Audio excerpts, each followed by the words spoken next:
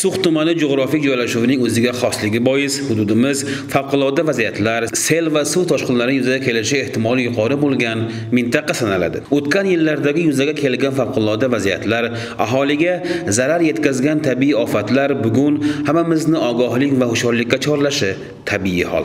Respublikamiz hududida, ayniqsa vatanimizning tog'oldi hududlarida favqulodda vaziyatlarni oldini olishga qaratilgan amaliy ishlar fevral oyining ilk kunlaridan boshlab yuborildi. Buning o'ziga xos sabablari bor albatta.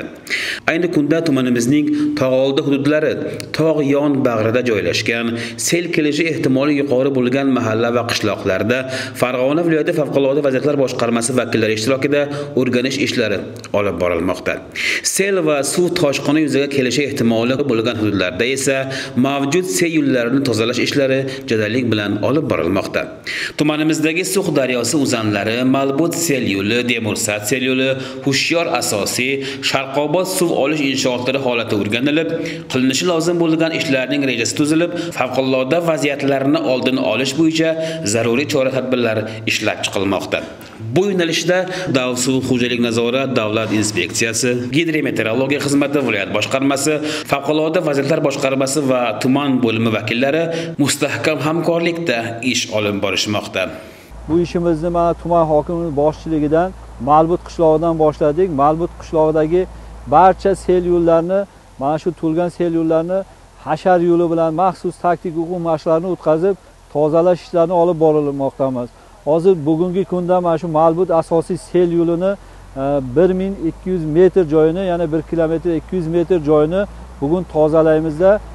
Keyin yana shu Malbut hududidagi boshqa sel yo'llarimiz bor, yangi ochilgan sel yo'llar, o'shalarni tozalaymiz. Mana shu boshqa sel yo'llarini o'rganib chiqdik.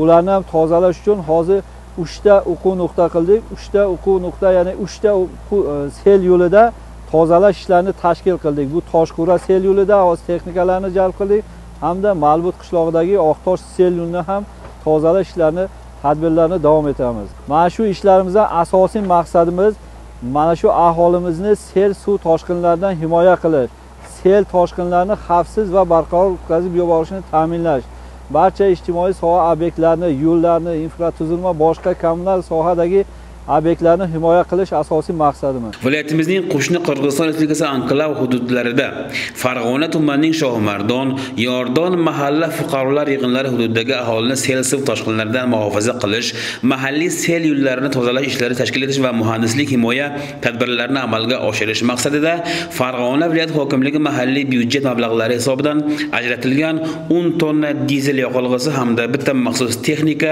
olib chiqilgan. Bunday ishlar bizning Suq tumanimizda ham olib borilmoqda. Suq tumanimizda mana shu asosan sel xavfi ko'p hududlardan bittasi Malbut qishlog'i hisoblanadi. Mana shu Malbut qishlog'idagi aholini sel suv toshqinidan himoyalash maqsadida sel oqimlaridan to'lib qolgan sel yo'llarini favqulodda vaziyat boshqarmasi hamda viloyat hokimligi mutaxassislari bilan sel yo'llarini o'rganib chiqib, shu Malbut qishlog'idan o'tuvchi sel yo'lini hozirgi kunda tozalash ishlarini olib borilyapti.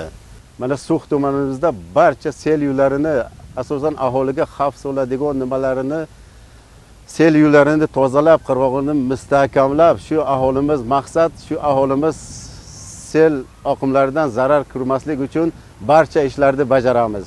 Sel kelishi ehtimoli yuqori bo'lgan qishloqlarda aholi bugungi olib borilayotgan ishlardan mamnun, chunki qilinayotgan barcha ishlar ularning manfaati, xavfsizligini ta'minlash uchun yo'naltirilgan.